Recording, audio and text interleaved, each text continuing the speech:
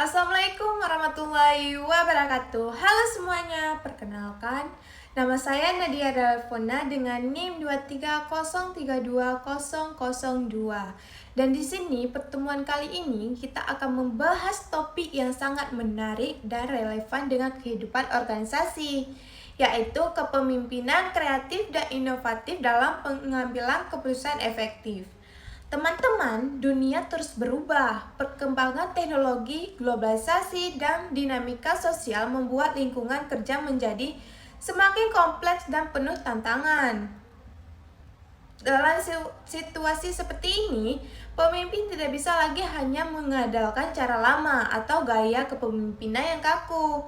Pemimpin masa kini dituntut untuk lebih adaptif, kreatif, dan inovatif. Artinya, seorang pemimpin harus mampu melihat peluang di tengah masalah, menemukan cara baru dalam bekerja, dan menciptakan solusi yang tidak terpikirkan sebelumnya. Tanpa kreativitas dan inovasi, organisasi akan sulit bertahan apalagi berkembang. Nah, mari kita pahami dulu apa yang dimaksud dengan kepemimpinan kreatif dan inovatif. Kepemimpinan kreatif adalah kemampuan seorang pemimpin untuk memunculkan ide-ide baru, gagasan segar, dan pendekatan yang berbeda dalam memecahkan masalah organisasi. Sedangkan kepemimpinan inovatif berarti mampu menerapkan ide-ide baru tersebut menjadi tindakan nyata yang membawa perubahan positif. Jadi, kalau kreativitas adalah menemukan ide, maka inovasi adalah mewujudkan ide itu menjadi kenyataan. Contohnya nih, dalam dunia agribisnis, seorang pemimpin kelompok tani yang kreatif tidak hanya berpikir bagaimana meningkatkan hasil panennya, tetapi juga mencari cara baru mengolah hasil pertanian menjadi produk bernilai tambah. Misalnya, daripada hanya menjual buah kakao mentah, dia menginisiasi pengolahan menjadi produk olahan seperti coklat lokal, permen, atau minuman berbasis kakao. Seperti itu, pemimpin inovatif yang memastikan ide tersebut dijalankan dengan menyusun rencana produksi, strategi pemasaran, dan kerjasama dengan pihak lain. Inilah perbedaan antara berpikir kreatif dan bertindak inovatif. Namun, menjadi pemimpin kreatif dan inovatif bukan berarti selalu harus punya ide-ide besar. Kadang kreatif justru muncul dari hal-hal sederhana seperti cara baru mengetahui jadwal kerja, sistem evaluasi, atau cara memotivasi anggota agar lebih semangat. Kreativitas tidak hanya tentang sesuatu yang baru, tapi juga tentang melihat sesuatu yang lama dengan yang sudah ada pada yang berbeda. Nah, untuk bisa menjadi pemimpin yang kreatif dan inovatif, seorang harus punya cara berpikir terbuka dan fleksibel. Dia tidak boleh takut terhadap perubahan, tidak kaku terhadap aturan, dan tidak menuntut diri dari ide bawahannya. Pemimpin yang kaku akan cenderung menolak hal baru dengan alasan cara itu belum pernah dilakukan, atau nanti saja ya, kita pakai cara lama dulu. Padahal dunia berkembang dan organisasi yang tidak beradaptasi dan akan ketinggalan. Sebaliknya, pemimpin yang kreatif justru akan berkata, "Menarik juga idemu, mari kita uji coba dulu." Sikap seperti inilah yang menumbuhkan budaya inovasi di dalam tim. Selain itu, kepemimpinan kreatif juga membutuhkan keberanian mengambil resiko. Setiap ide baru pasti punya kemungkinan gagal, tetapi tanpa mencoba, organisasi tidak akan pernah maju. Pemimpin yang kreatif tahu bahwa kegagalan adalah bagian dari proses belajar. Contohnya, seorang manajer produksi di pabrik olahan hasil pertanian mungkin mencoba teknik baru untuk mempercepat pengeringan bahan baku. Jika ternyata hasilnya kurang maksimal, dia tidak menyalahkan timnya, tetapi mengevaluasi dan memperbaiki sistemnya. Dari situlah lahir inovasi yang lebih baik di masa depan. Selain berpikir terbuka dan berani mencoba, pemimpin yang kreatif juga harus mampu menumbuhkan kreativitas dalam tim.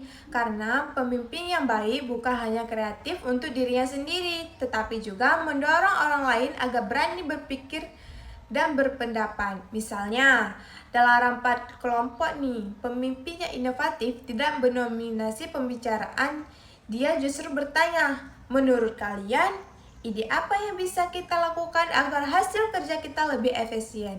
Pertanyaan seperti itu membuat anggota merasa dilibatkan dan dihargai. Dan seringkali ide-ide luar biasa justru muncul dari anggota yang sebelumnya diam. Jadi, teman-teman, dari pembahasan ini kita bisa simpulkan bahwa kepemimpinan kreatif dan inovatif memiliki beberapa ciri utama. Yang pertama itu berpikir terbuka dan tidak takut perubahan. Yang kedua, berani mencoba hal baru dan siap menanggung resiko. Yang ketiga, mampu menginspirasi orang lain untuk berkreasi. Dan yang keempat, menjadi kegagalan sebagai pelajaran, bukan alasan untuk berhenti. Ciri-ciri inilah yang membedakan pemimpin biasa dengan pemimpin luar biasa. Baik teman-teman, itu tadi pengantar dan konsep dasar dari kepemimpinan kreatif dan inovatif. Selanjutnya kita akan membahas lebih dalam tentang apa saja faktor internal dan kondisi dalam diri seorang yang bisa mendorong munculnya kreativitas dalam kepemimpinan. Bagian ini sangat penting karena sebelum memimpin orang lain, kita harus tahu dulu bagaimana menumbuhkan kreativitas dalam diri sendiri. Nah, selanjutnya kita akan bahas kondisi internal yang mendorong kreativitas dalam pemimpin. Baik teman-teman, pada bagian ini kita akan membahas salah satu hal yang menjadi dasar dari kepemimpinan kreatif dan inovatif. Kita tahu bahwa setiap orang sebenarnya memiliki potensi untuk berpikir kreatif. Namun, tidak semua orang mampu mengembangkan potensi itu. Ada yang mudah menemukan ide-ide baru, tapi ada yang sulit berpikir di luar kebiasaannya. Nah, disinilah pentingnya memahami faktor internal dalam diri manusia dan dapat menumbuhkan kreativitas. Menurut kalian apa sih kreativitas?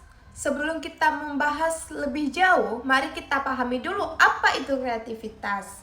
Kreativitas adalah kemampuan seorang untuk menciptakan ide-ide baru, menemukan cara-cara berbeda dalam menyelesaikan masalah, serta menghasilkan sesuatu yang bermanfaat dan orisinal. Jadi, kreativitas bukan hanya tentang seni atau karya cipta, tapi juga cara berpikir yang fleksibel dan terbuka terhadap berbagai kemungkinan. Pemimpin yang kreatif akan selalu mencari jalan keluar baru. Bahkan dalam situasi sulit, ia tidak mudah menyerah dan mampu melihat peluang di balik tantangan. Sebagai contoh nih, kita usaha pertanian menghadapi kendala pupuk langka. Pemimpin kreatif tidak hanya mengeluh atau menunggu bantuan, ia mungkin mencari alternatif pupuk organik, mencoba kompos dari limbah pertanian, atau mengandalkan lembaga penelitian untuk mencari solusi.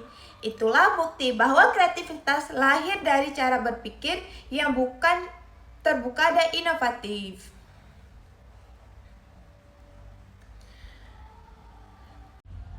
Teman-teman, kreativitas tidak muncul secara tiba-tiba. Ia tumbuh dari dalam diri seorang, dari faktor-faktor internal yang membentuk pola pikir dan perilaku seseorang. Kreativitas seperti benih.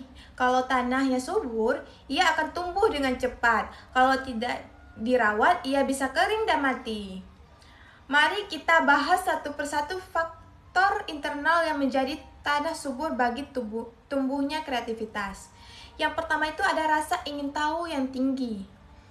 Rasa ingin tahu adalah bahan bakar utama bagi kreativitas. Orang yang kreatif selalu bertanya, kenapa ini bisa terjadi? Bagaimana kalau kita lakukan dengan cara berbeda? Ia tidak puas dengan jawaban yang ada. Ia selalu ingin tahu lebih dalam dunia kerja dalam dunia kerja, rasa ingin tahu mendorong seorang untuk terus belajar dan mencoba hal-hal baru. Misalnya nih, seorang pemimpin di bidang pertanian yang penasaran kenapa hasil panen menurun. Tidak hanya menerima laporan seadanya, tapi dia turun langsung ke lapangan.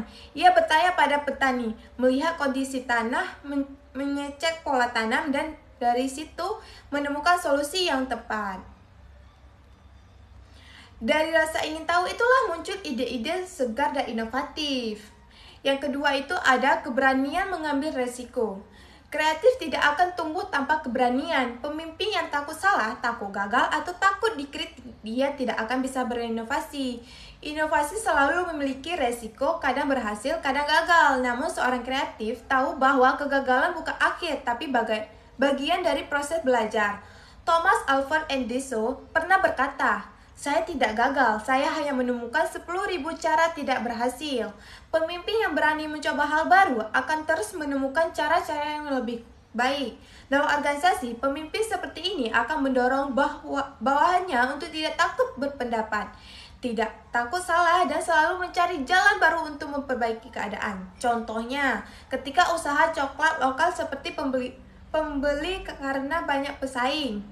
Pemimpin kreatif mungkin mencoba strategi promosi yang berbeda, seperti video pendek, live di media sosial, atau bekerja sama dengan influencer lokal. Awalnya beresiko, tapi dari keberanian mencoba itulah lahir ide-ide besar yang bisa mengubah keadaan. Nah, yang ketiga itu ada kepercayaan diri, yang dimana pemimpin yang kreatif harus percaya pada kemampuannya sendiri. Tanpa rasa percaya diri, ide yang bagus tidak akan pernah diwujudkan. Kepercayaan diri membuat seorang berani mengemuka pendapat, menanggung resiko, dan berdiri teguh pada prinsip meski banyak yang menentang. Dalam dunia nyata, banyak inovasi gagal bukan karena idenya buruk, tapi karena mencetusnya tidak cukup percaya diri untuk mempertahankannya. Pemimpin yang percaya diri akan mengeluarkan keyakinan itu kepada timnya. Ia bisa berkata, "Kita bisa, kita hanya perlu waktu dan usaha." Dengan keyakinan seperti ini, seluruh tim ikut termotivasi dan semangat bekerja meningkat.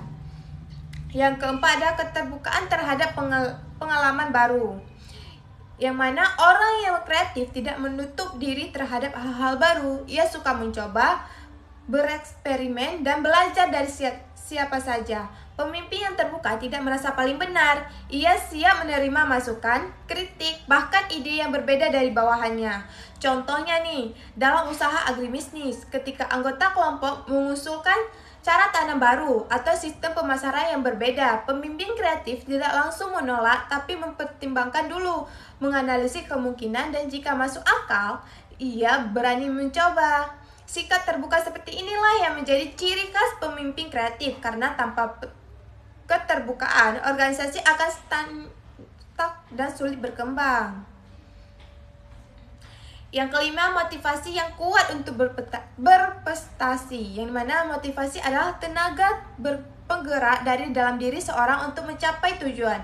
Pemimpin yang memiliki motivasi kuat tidak mudah menyerah meski menghadapi kesulitan. Ia selalu punya semangat untuk berperbaiki, meningkatkan, dan menghasilkan sesuatu yang lebih baik dari sebelumnya. Kreativitas seringkali muncul ketika orang punya dorongan batin yang kuat untuk memperbaiki keadaan. Semakin tinggi motivasi seorang, semakin gigih ia mencari cara untuk menyelesaikan masalahnya. Pemimpin dengan motivasi tinggi akan menularkan timnya. Ia tidak hanya memerintah, tapi memberi semangat dengan contoh-contohnya. Ia mengajarkan bahwa kerja keras, ketekunan, dan inovasi adalah jalan menuju keberhasilan. Yang keenam itu ada kemandirian dalam berpikir, yang mana kemandirian berpikir artinya berani berpikir berbeda, tidak hanya ikut-ikutan orang lain. Pemimpin yang mandiri dalam berpikir akan berani mengambil keputusan meskipun tidak populer. Ia tidak takut berbeda asalkan memiliki dasar yang kuat. Justru dari berbeda itulah lahir ide baru dan terobosan besar. Sebagai contoh, ketika banyak pesaing meniru produk serupa, pemimpin yang berpikir mandiri mungkin memiliki untuk fokus pada kualitas dan pelayanan pelanggan, bukan sekadar harga murah. Pilihan yang Unik inilah yang membuat organisasi memiliki karakter dan daya saing. Yang ketujuh ada kemampuan refleksi dan evaluasi diri, yang dimana kreativitas juga muncul dari kemampuan seorang untuk menilai dirinya sendiri. Pemimpin yang mau merenung, mengevaluasi kesalahan, dan memperbaiki diri akan terus berkembang. Ia tidak cepat puas, tapi selalu mencari cara agar hasil kerjanya lebih baik. Pemimpin seperti inilah sering berkata kepada timnya, "Kita sudah baik, tapi kita masih bisa lebih baik lagi." Kemampuan refleksi menjadi seorang pemimpin tidak sombong dengan keberhasilannya, karena ia tahu setiap keberhasilan bisa ditingkatkan lagi dengan inovasi. Yang ke-8 itu ada keseimbangan emosional. Orang yang emosi tidak stabil, sulit berpikir kreatif. Kreatif butuhkan ketenangan, kesabaran, dan berpikir yang jernih. Ketika marah, takut, atau tertekan, otak sulit memunculkan ide baru. Maka pemimpin yang ingin kreatif harus mampu mengelola emosinya dengan baik. Contohnya, saat usaha menghadapi kerugian, pemimpin yang emosional mungkin menyalahkan orang lain, tapi pemimpin yang kreatif akan meningkatkan diri, menganalisis penyebabnya, dan mencari jalan keluar bersama timnya. Inilah bentuk kedewasaan emosional yang membuat kreativitas bisa berkembang tanpa tekanan negatif. Selanjutnya itu ada hubungan antar faktor yang dimana semua faktor di atas saling berkaitan. Rasa ingin tahu mendorong seorang mencari hal baru. Kepercayaan diri membuat ia berani mencoba, dan motivasi kuat membuatnya pantang menyerah meski gagal. Keterbukaan terhadap pengalaman baru memperluas wawasan, sementara keseimbangan emosional jaga agar pikiran tetap jernih saat menghadapi tantangan. Semua faktor itu membentuk siklus positif yang menumbuhkan kreativitas dalam diri seorang pemimpin. Semakin kuat faktor internalnya, semakin besar peluang potensi inovasinya. Selanjutnya itu ada cara menumbuhkan faktor internal dalam diri pemimpin, yang dimana kabar baiknya, semua faktor internal tadi bisa dikembangkan dengan latihan dan kebiasaan. Kreativitas bukan bakat bawaan, tapi kemampuan yang bisa diasah. Berikut beberapa cara untuk menumbuhkan faktor-faktor internal tersebut. Yang pertama, banyak membaca dan belajar hal baru, yang dimana pengetahuan memperluas wawasan dan memberi inspirasi. Yang kedua, ada berani keluar dari zona nyaman, yang dimana jangan takut mencoba cara baru meski belum pasti berhasil.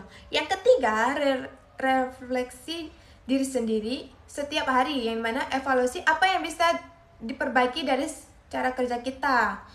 Yang keempat, bangun sesuai positif, dimana hindari lingkungan yang menekan karena kreativitas butuh ruang bebas.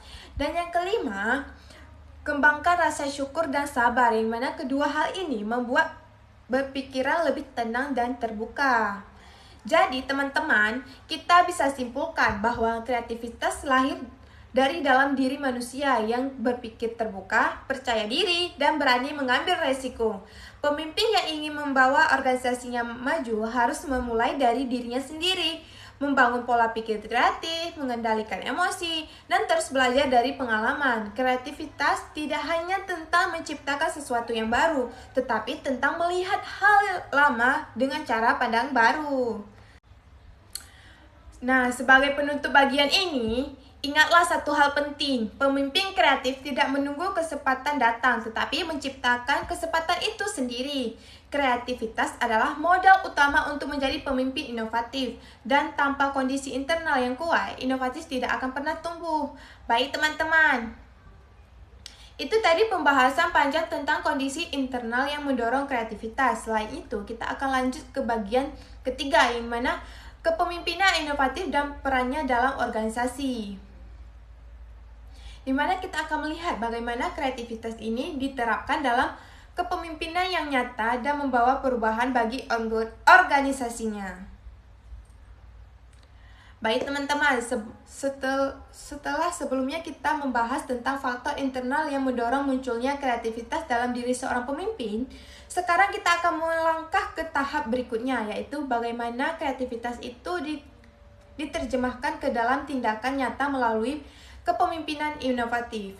Kita sering mendengar kata inovasi, tapi sebenarnya apa arti inovasi dalam konteks kepemimpinan? Apakah hanya soal ide baru? Atau tentang kemampuan menciptakan sesuatu yang belum pernah ada sebelumnya? Mari kita bahas pelan-pelan dengan bahasa yang sederhana namun bermakna. Yang pertama itu ada pengertian kepemimpinan inovasi, yang mana kepemimpinan inovatif adalah kemampuan seorang pemimpin untuk menciptakan perubahan positif melalui penerapan ide-ide baru secara efektif, bukan hanya berpikir kreatif tapi juga membuat gagasan itu menjadi kenyataan yang bermanfaat bagi organisasi dan orang-orang yang di dalamnya. Pemimpin inovatif bukanlah orang yang hanya pintar berbicara atau berwacana. Ia adalah orang yang berani mencoba, berani mengambil resiko, dan konsisten dalam memperjuangkan perubahan yang diyakinkannya. Bayangkan misalnya dalam dunia agribisnis nih, seorang ketua kelompok tani yang dulunya hanya menjual hasil panen dalam bentuk mentah, kemudian dia mulai berpikir bagaimana cara agar produksi mereka bisa lebih bernilai. Ia lalu mengajak anggotanya untuk mengelola hasil panen menjadi produk jadi seperti keripik pisang, coklat bubuk, atau jus kemasan lokal. Tidak berhenti di situ, dia juga mengusulkan agar kelompoknya belajar pemesanan online, membuka akun media sosial, dan menjual lewat e-commerce. Awalnya mungkin banyak yang ragu, ada yang berkata, ini kan cuma petani, bukan pembisnis online. Tapi pemimpin inovatif tidak mudah menyerah. Ia akan memotivasi anggotanya dengan mengatakan, kalau orang lain bisa, kenapa kita tidak? Kita mulai dari kecil, yang penting berani mencoba. Beberapa bulan kemudian, hasil kerja keras itu terlihat. Penjualan meningkat, produk dikenal lebih luas, dan kelompok tani itu mulai mandiri secara ekonomi. Itulah contoh sederhana pemimpin inovatif. Orang yang tidak sekadar berpikir, tetapi bertindak nyata untuk menciptakan perubahan. Selanjutnya itu ada ciri-ciri pemimpin inovatif.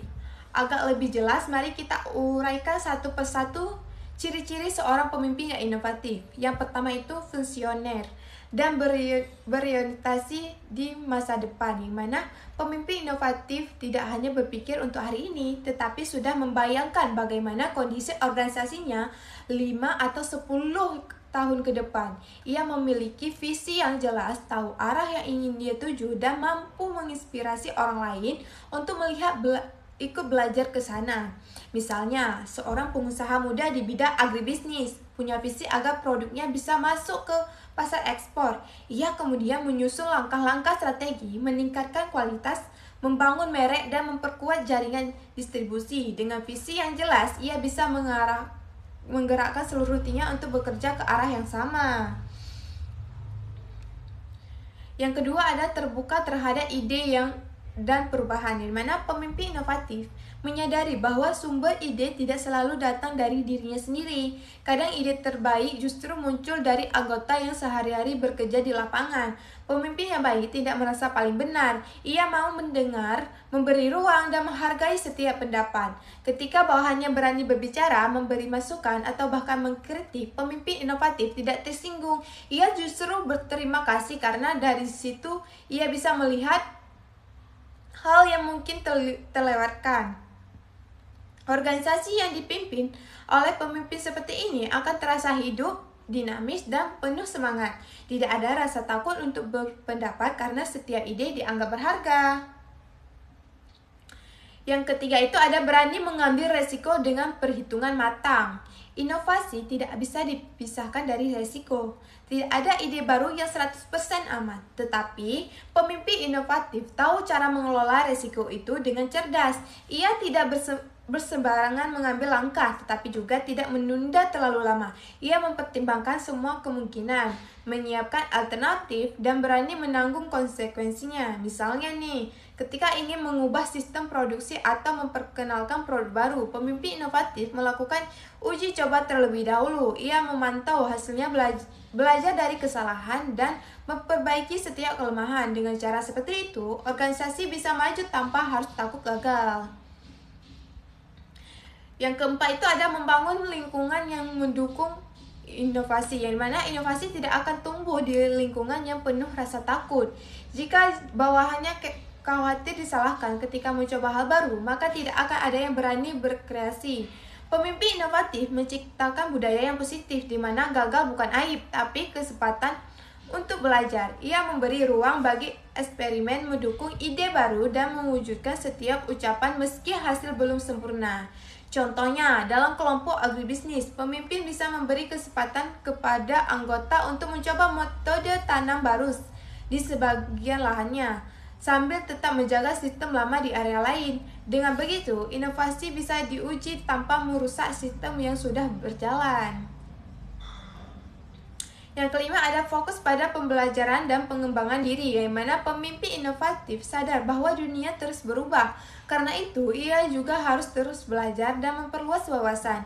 Ia membaca, berdiskusi, mengikuti pelatihan, atau bahkan belajar dari kegagalan orang lain. Pemimpin seperti ini tidak takut mengakui bahwa dirinya belum tahu segalanya. Ia justru menunjukkan bahwa kerendahan hati dalam belajar adalah kekuasaan sejati seorang pemimpin. Yang keenam itu ada memberi inspirasi, bukan hanya instruksi, yang mana pemimpin inovatif bukan hanya menyuruh tapi memberi contoh. Ia tidak hanya berkata, lakukan ini, tapi juga menunjukkan bagaimana melakukannya. Kata-katanya mampu menggerakkan hati, tindakannya menumbuhkan kepercayaan bahwa mengikuti bukan karena takut, tetapi karena kagum dan percaya. Inilah pemimpin yang menginspirasi, kepemimpinan yang membuat setiap anggota merasa bangga menjadi bagian dari timnya. Selanjutnya, peran pemimpin inovatif dalam organisasi. Nah, sekarang kita masuk ke bagian inti. Apa saja peran utama seorang pemimpin inovatif dalam organisasi? Mari kita bahas satu persatu dengan lebih dalam. Yang pertama itu, sebagai penggerak perubahan, yang mana pemimpin inovatif menjadi motor penggerak di dalam organisasinya. Ia tidak menunggu perintah dari atasan, tapi mengambil inisiatif untuk memperbaiki sistem, meningkatkan efisien, dan memperluas peluang. Ketika ada tantangan, pemimpin inovatif tidak lari, justru ia maju di depan untuk menunjukkan bahwa perubahan itu perlu dan bisa dilakukan. Yang kedua itu sebagai fasilitator ide, yang mana pemimpin inovatif tahu bahwa ide terbaik sering muncul dari kerjasama tim. Karena itu, ia berperan sebagai fasilitatornya, membuat ruang diskusi, mengumpulkan ide, dan membantu mengembangkan gagasan menjadi rencana nyata. Ia tidak mendominasi pembicaraan, tapi mendorong orang lain untuk berbicara.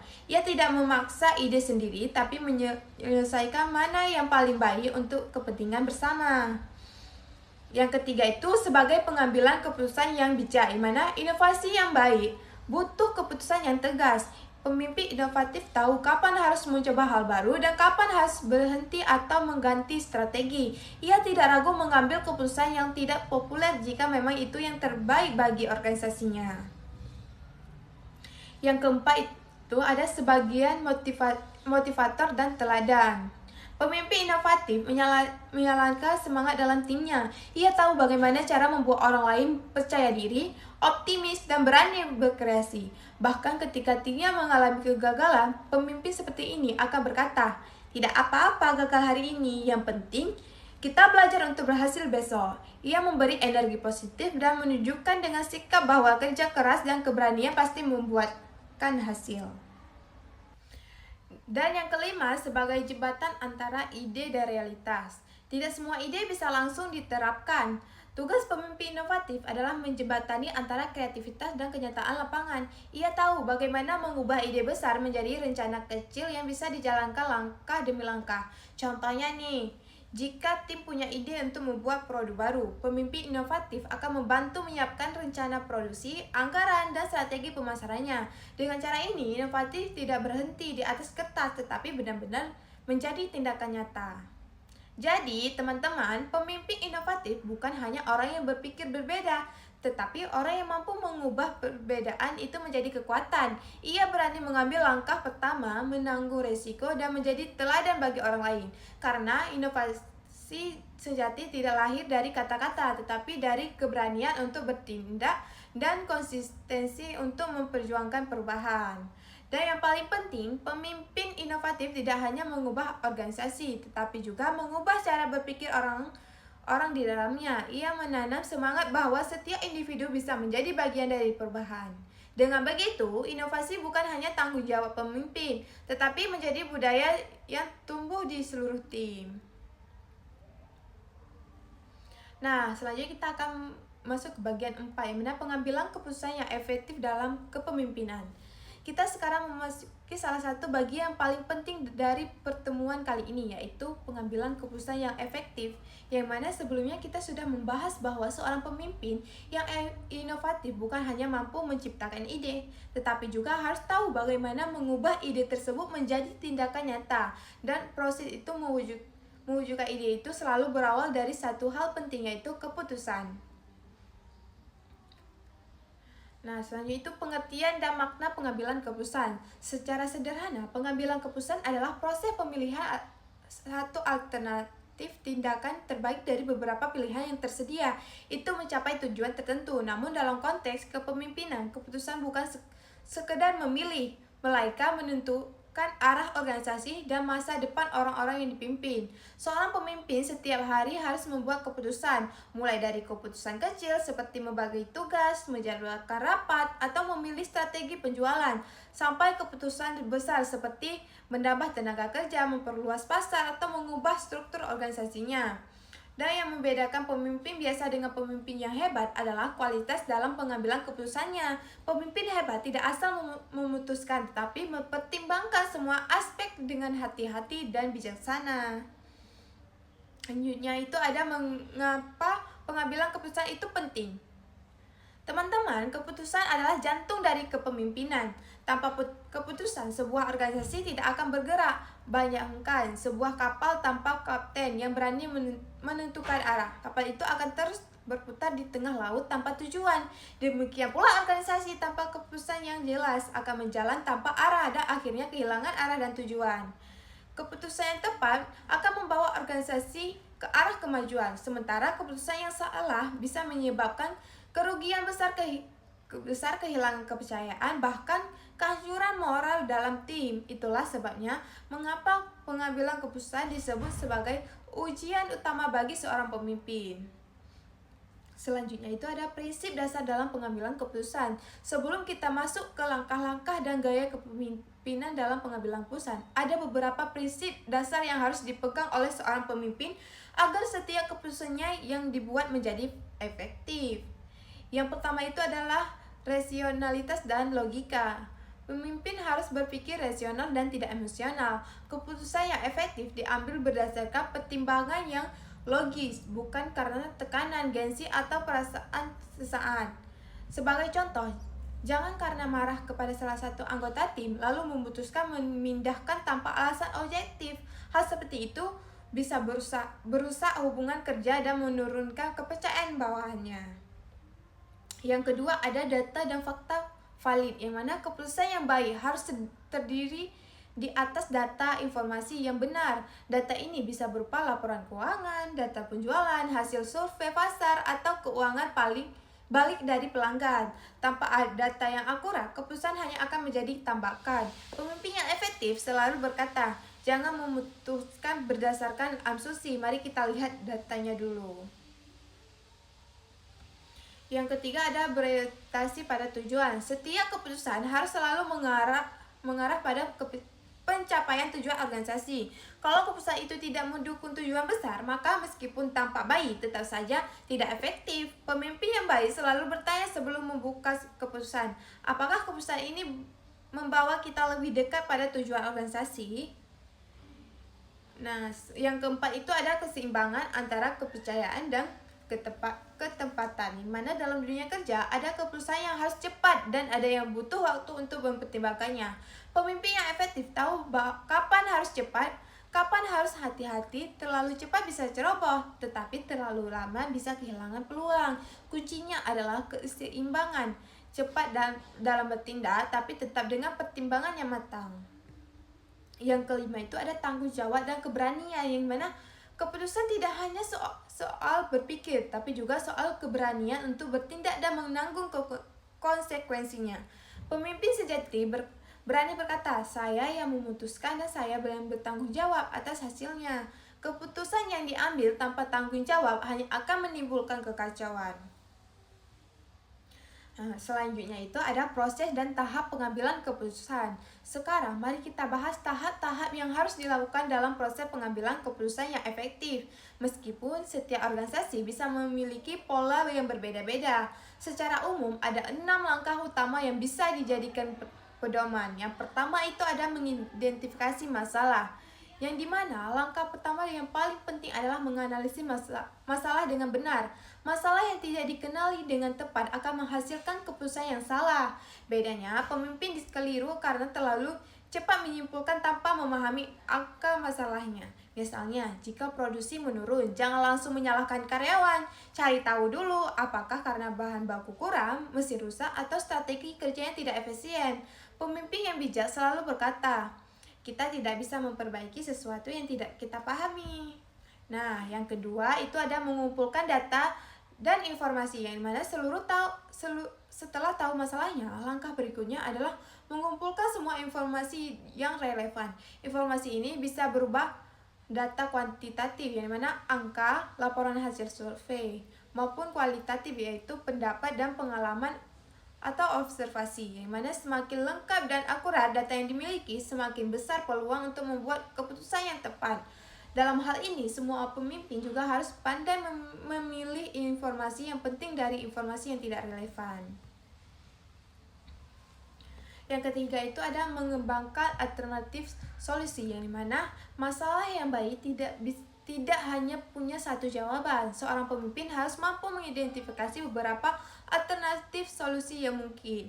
Misalnya nih, ketika perusahaan menghadapi penurunan penjualan, alternatif yang bisa kita ambil adalah menambahkan promosi, menurunkan harga, memperbaiki kemasan produk, atau membuka pasar baru. Jadi, pemimpin inovatif akan menimbang semua kemungkinan sebelum memilih yang terbaik. Yang keempat itu ada mengevaluasi dan memilih alternatif terbaik, yang mana setiap alternatif memiliki kelebihan dan kekurangan. Pemimpin yang memilih semua aspek, biaya, waktu, resiko, dan manfaat, keputusan yang efektif biasanya menghasilkan dampak positif paling besar dan resiko yang masih bisa diterima. Kadang, pilihan terbaik bukan hanya paling cepat, tetapi yang paling berkelanjutan. Di mana dalam tahap ini, diskusi dengan tim sangat penting agar keputusan yang diambil benar-benar mempertimbangkan semua sudut pandang. Yang kelima ada melaksanakan keputusan, yang mana keputusan tanpa tindakan hanya teori. Pelaksanaan adalah ujian nyata dari kepemimpinan. Pemimpin harus memastikan keputusan yang sudah dibuat dapat diterapkan dengan jelas dan dipahami semua pihak. Ini membutuhkan komunikasi yang baik, pembagian tugas yang jelas, serta pengawasan yang konsisten. Dalam organisasi yang besar, pelaksanaan keputusan seringkali menjadi bagian paling sulit, karena setiap orang memiliki prestasi yang berbeda. Maka, pemimpin yang efektif harus menyatukan persepsi dan menjaga semangat tim tentang tetap positif. Dan yang keenam, evaluasi dan umpan balik, yang mana tahap terakhir ini adalah mengevaluasi hasil keputusan. Apakah hasil itu sesuai harapan? Apakah ada dampak yang tidak diinginkan? Apa yang bisa diperbaiki untuk kedepannya? Pemimpin yang dewasa tidak takut mengakui jika keputusannya belum tepat. Ia menjadikan evaluasi sebagai pembelajaran, bukan sebagai kesalahan yang harus ditutupi. Dengan cara ini, kualitas pengambilan keputusan akan terus meningkat dari waktu ke waktu. Selanjutnya itu ada gaya pengambilan keputusan. Setiap pemimpin memiliki gaya yang berbeda dalam pengambilan keputusan. Gaya ini dipengaruhi oleh karakter, pengalaman, dan budaya organisasi. Secara umum, ada 3 gaya utama yang sering digunakan. Yang pertama itu ada gaya otoriter, yang mana pemimpin mengambil keputusan sendiri tanpa meminta pendapat orang lain. Gaya ini efektif dalam situasi darurat, di mana waktu sangat terbatas dan keputusan harus cepat diambil. Misalnya, saat terjadi kecelakaan kerja atau krisis besar. Namun, gaya ini sebaiknya tidak digunakan terlalu sering karena bisa menimbulkan rasa takut dan menurunkan motivasi bawahannya. Yang kedua itu ada gaya demokratif, yang dimana pemimpin melibatkan bawahan dalam proses pengambilan keputusan. Diskusi dilakukan secara terbuka agar setiap orang merasa dilibatkan dan dihargai. Gaya ini hanya digunakan dalam organisasi modern karena mampu meningkatkan rasa tanggung jawab dan kebersamaan.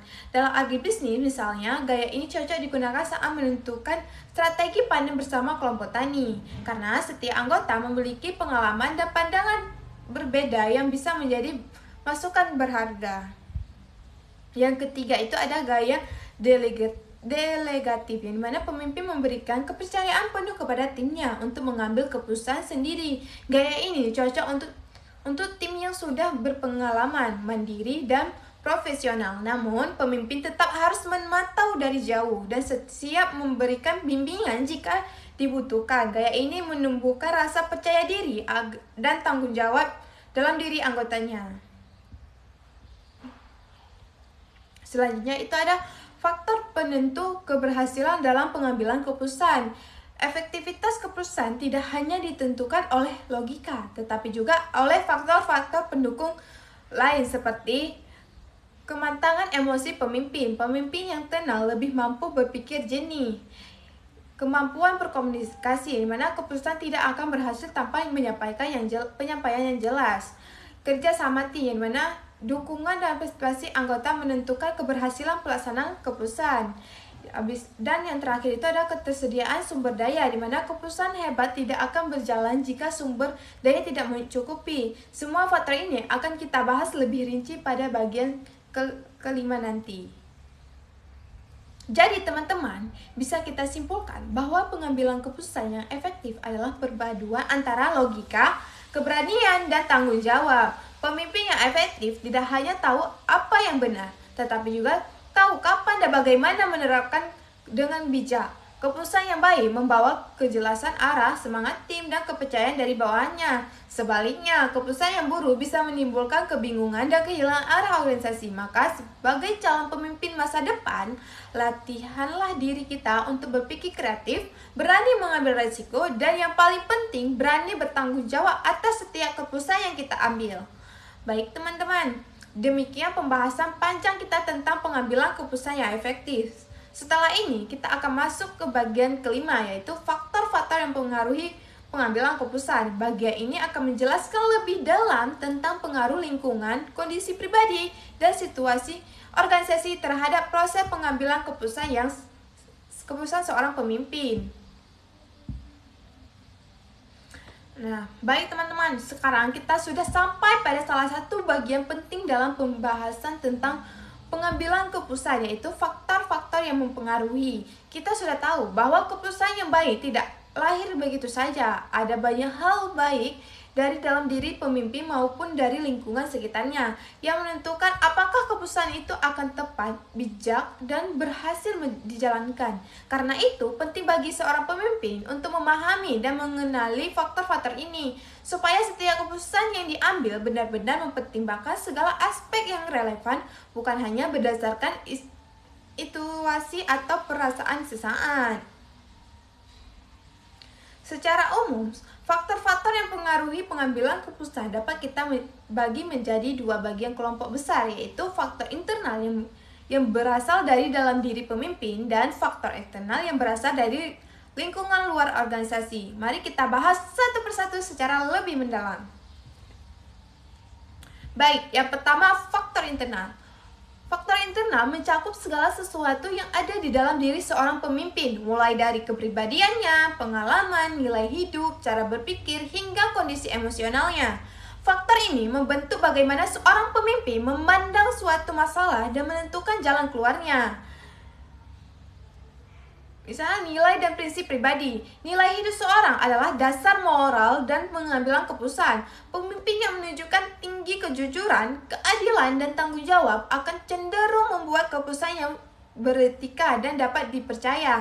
Sebaliknya, jika nilai moralnya lemah, maka keputusan yang diambil bisa bersifat egois dan merugikan pihak lain. Sebagai contoh, dalam organisasi agribisnis, seorang pemimpin koperasi petani yang memegang teguh nilai keadilan tidak akan menutup mata jika ada anggota yang merasa dirugikan.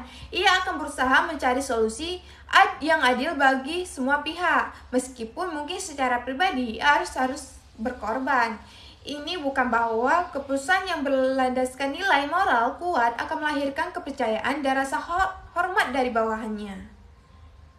Yaitu ada pengetahuan dan pengalaman, di mana pengetahuan dan pengalaman juga sangat menentukan kualitas keputusan.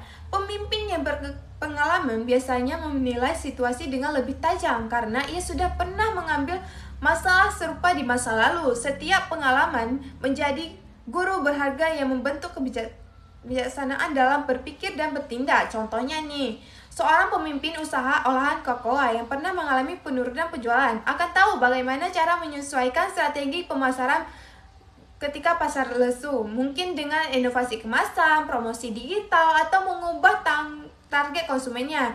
Ia belajar dari masa lalu dan menjadikan pedoman itu bertindak di masa depan. Selanjutnya itu ada kemampuan analisis dan berpikir kreatif, di mana kemampuan berpikir kreatif memungkinkan seorang pemimpin untuk melihat masalah dari berbagai sisi. Ia tidak hanya menilai dari permukaan, tetapi juga menggali akar penyebabnya. Dalam situasi kompleks, pemimpin yang analitik akan bertanya, apa itu dari masalah ini? Faktor mana yang paling berpengaruh? Langkah apa yang paling logis dan efisien? Contohnya dalam agribisnis nih, jika harga jual produk menurun, pemimpin yang berpikir kreatif tidak langsung menyalahkan pasarnya.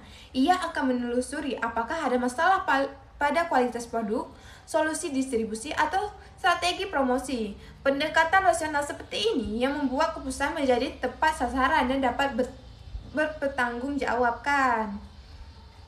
Selanjutnya itu ada emosi dan kondisi psikolog, di mana kadang keputusan tidak hanya dipengaruhi oleh logika, tapi juga emosi. Ketika seorang marah, cemas, atau tertekan, kemampuan berpikir bisa menurun. Karena itu, pengendalian emosi sangat penting bagi seorang pemimpin. Pemimpin muda yang mudah tersulut amarah mungkin membuat keputusannya secara impulsif, cepat tidak tepat. Sebaliknya, pemimpin yang tenang dan mampu mengatur perasaan dapat berpikir jernih bahkan di situasi sulit. Dalam dunia kerja, terutama ketika harus memutuskan nasib seorang, misalnya mutasi, pemecatan, atau penilaian kerja, pengendalian emosi menjadi hal mutlak karena keputusan yang diambil dalam keadaan emosi tidak stabil bisa berdampak negatif baik bagi individu maupun organisasi. Nah, selanjutnya itu ada motivasi dan keberanian pengambilan resiko. Setiap keputusan memiliki resiko. Pemimpin yang terlalu takut gagal cenderung menunda keputusannya, sedangkan yang terlalu berani bisa bertindak ceroboh tanpa pertimbangan. Pemimpin yang efektif adalah mereka yang berani namun tetap berhitungan. Mereka tahu bahwa tidak ada keputusan yang sempurna, tetapi keputusan yang diambil dengan niat baik dan cukup dan perhitungan matang tetap lebih baik daripada tidak sama sekali. Contohnya, ketika harus memutuskan untuk beralih dari sistem manual ke digital, pemimpin yang berani akan mencoba walau tahu ada resiko kesalahan di awal. Namun keberanian seperti itulah yang membuka jalan menuju kemajuan. Yang kedua itu ada faktor eksternal, di mana sekarang mari kita bahas faktor dari luar dari pemimpin yang juga mempengaruhi pengambilan keputusan. Faktor eksternal ini bisa datang dari lingkungan kerja, kebijakan, maupun kondisi sosial ekonomi. Yang pertama itu ada lingkungan organisasi dan budaya kerja. Setiap organisasi memiliki cara kerja yang unik, ada yang terbuka terhadap ide baru, ada juga yang kaku dan hierarkis. Budaya kerja ini akan sangat berpengaruh terhadap cara seorang pemimpin mengambil keputusan. Dalam organisasi yang demokratis dan terbuka, pemimpin lebih leluasa untuk berdiskusi dan bereksperimen. Sebaliknya, dalam organisasi yang birokratif, keputusan seringkali harus melalui banyak tahap sehingga kreativitas menjadi terbatas. Oleh karena itu, seorang pemimpin kreatif biasanya juga berusaha membangun budaya organisasi yang mendukung inovasi. Mendorong setiap anggota untuk berani berpendapat, menghargai ide baru, dan terbuka terhadap perubahannya. Selanjutnya itu ada ketersediaan informasi dan teknologi. Informasi adalah bahan bakar bagi pengambilan keputusan. Tanpa adanya data akurat, keputusan bisa salah arah. Pemimpin yang inovatif akan selalu memastikan bahwa setiap keputusan didasarkan pada fakta, data, dan analisis yang valid. Di era digital saat ini, akses terhadap informasi menjadi sangat mudah. Namun tantangannya bukan lagi kekurangan informasi, melainkan memilih informasi mana yang benar-benar penting. Dalam organisasi, misalnya, data tentang tren harga pasar, cuaca, dan permintaan konsumen sangat mempengaruhi keputusan produksi dan distribusi. Pemimpin yang mampu memanfaatkan teknologi dan informasi dengan baik akan mengambil keputusan yang lebih cepat dan tepat. Selanjutnya itu adalah tentang waktu dan keadaan mendesak. Tidak semua keputusan bisa diambil dengan waktu yang panjang. Ada kalangannya pemimpin harus bertindak cepat. Misalnya, ketika menghadapi krisis atau peluang yang datang tiba-tiba. Dalam situasi seperti ini, institusi dan pengalaman sangat berperan. Pemimpin harus mampu menyimbangkan kecepatan dan ketepatannya. Terlalu cepat tanpa analisis bisa keliru, tapi terlalu lama menunda juga bisa membuat kesempatan hilang. Pemimpin yang tangguh mampu menjaga fokus dan tetap berpikir jernih bahkan di tengah tekanan waktu yang tinggi. Selanjutnya ada pendapat dan dukungan dari tim, yang mana tidak ada keputusan besar yang bisa diambil sendiri. Pendapat dan dukungan dari anggota tim sangat penting agar keputusan bisa diterima dan dijalankan bersama. Pemimpin yang demokratif akan mengajak anggotanya berdiskusi, mendengar masukan, lalu mengambil keputusan berdasarkan pertimbangan kolektif. Ketika tim merasa dilibatkan, mereka akan lebih semangat melaksanakan keputusan tersebut. Inilah alasan mengapa komunikasi dua arah menjadi kunci penting dalam kepemimpinan yang efektif. Selanjutnya itu ada kondisi ekonomi, politik, dan sosial. Faktor eksternal lainnya tidak kalah penting adalah kondisi ekonomi dan sosial di luar organisasi. Dalam sektor agribisnis misalnya, harga pasar, kebijakan pemerintah, dan nilai tukar, kondisi cuaca dapat mempengaruhi keputusan produksi ekspektasi. Pemimpin yang harus peka terhadap dinamika ini dan menyesuaikan strategi sesuai situasi. Misalnya, ketika harga pupuk naik atau permintaan pasar menurun, pemimpin perlu segera mengubah rencana agar organisasi tetap bertahan. Artinya, pemimpin inovatif selalu membaca situasi dan mampu menyesuaikan langkahnya dengan cepat. Nah, semua faktor di atas sebenarnya saling berkaitan. Faktor internal menentukan cara berpikir pemimpin, sementara faktor eksternal menentukan kondisi di mana keputusan itu harus diambil. Kalau pemimpin punya integrasi tinggi, wawasan luas, dan didukung oleh lingkungan organisasi yang sehat, maka keputusan yang diambil hampir pasti akan lebih efektif. Sebaliknya, pemimpin yang emosional, kurang pengalaman, dan bekerja di lingkungan yang tertutup akan sulit membuat keputusan yang tepat. Jadi teman-teman, dapat kita simpulkan bahwa keputusan yang baik lahir dari keseimbangan antara faktor internal dan eksternal. Seorang pemimpin harus memahami dirinya sendiri, nilai emosi dan kemampuannya, sambil tetap memperhatikan faktor luas seperti lingkungan kerja, data, dan kondisi ekonomi. Kombinasi dari keduanya akan menghasilkan keputusan yang bijak, realistis, dan berdampak positif organisasi. Sebaiknya, penutup bagi ini, ingatlah satu hal penting. Kualitas keputusan seorang pemimpin mencerminkan kualitas dirinya. Kalau pemimpin yang berpikir jernih, jujur, dan terbuka, maka keputusan yang diambil pun akan membawa kebaikan. Tapi jika ia berpikir sempit dan egois, maka keputusan pun bisa menjadi sumber masalahnya. Nah, baik teman-teman, kita sudah sampai di akhir pembahasan pertemuan kali ini. Kita sudah bersama-sama mempelajari materi yang sangat penting dan relevan dengan dunia kerja, yaitu kepemimpinan kreatif dan inovatif dalam pengambilan keputusan yang efektif. Dari awal hingga akhir, ada banyak hal yang penting yang bisa kita ambil pelajaran. Mari kita rangkum dan simpulkan bersama-sama. Yang pertama itu ada kepemimpinan kreatif dan inovatif adalah kunci keberhasilan organisasi. Dalam dunia yang terus berubah dengan cepat, baik karena kemajuan teknologinya, perubahan ekonominya, maupun tentang global, pemimpin yang hanya berpikir secara konvensional akan sulit membahas organisasinya bertahan. Diperlukan pemimpin yang kreatif, inovatif, yaitu pemimpin yang mampu melihat peluang di tangan kesulitan. berpikir terbuka, dan menciptakan solusi baru yang memberi manfaat bagi tim dan organisasi. Kreativitas adalah kemampuan untuk menentukan ide baru, sementara inovasi adalah kemampuan untuk mengubah ide itu menjadi tindakan nyata. Dua hal ini harus berjalan beriringan agar organisasi bisa tumbuh dan beradaptasi. Yang kedua itu ada kreativitas berasal dari kondisi internal yang kuat. Kita telah belajar bahwa kreativitas tidak muncul secara tiba-tiba, tetapi berasal dari dalam diri seorang, dari rasa ingin tahu, keberanian mengambil resiko, kepercayaan diri, keterbukaan tentang ide baru, dan sikap positif terhadap perubahan. Pemimpin yang kreatif tidak takut gagal, karena ia tahu bahwa kegagalan adalah bagian dari proses menuju keberhasilannya. Ia tidak menolak perubahan, ia justru menyambutnya sebagai peluang yang berinovasi. Dalam dunia agribisnis misalnya, kreativitas bisa terlihat dari bagaimana seorang pemimpin menemukan cara baru dalam mengelola hasil taninya, mengembangkan produk olahan, atau mencari pasar yang lebih luas. Itulah bentuk nyata dari kreativitas yang bermanfaat. Yang ketiga, ada pemimpin inovatif adalah penggerak perubahan. Pemimpin yang inovatif tidak hanya menciptakan ide, tapi juga mewujudkan menjadi kenyataan. Ia mendorong tim untuk ikut berpikir, berpendapat, dan mencapai hal-hal baru. Seorang pemimpin inovatif mampu menjadi penggerak perubahan. Ia tidak menunggu situasi berubah, tapi menciptakan perubahan itu sendiri. Ia menjadi contoh, menjadi inspirasi, dan memastikan bahwa setiap ide baik bisa dijalankan dengan terarah. Pemimpin seperti ini mampu menumbuhkan budaya inovasi di organisasi, di mana setiap anggota merasa dihargai, dilibatkan, dan percaya bahwa gagasan berarti.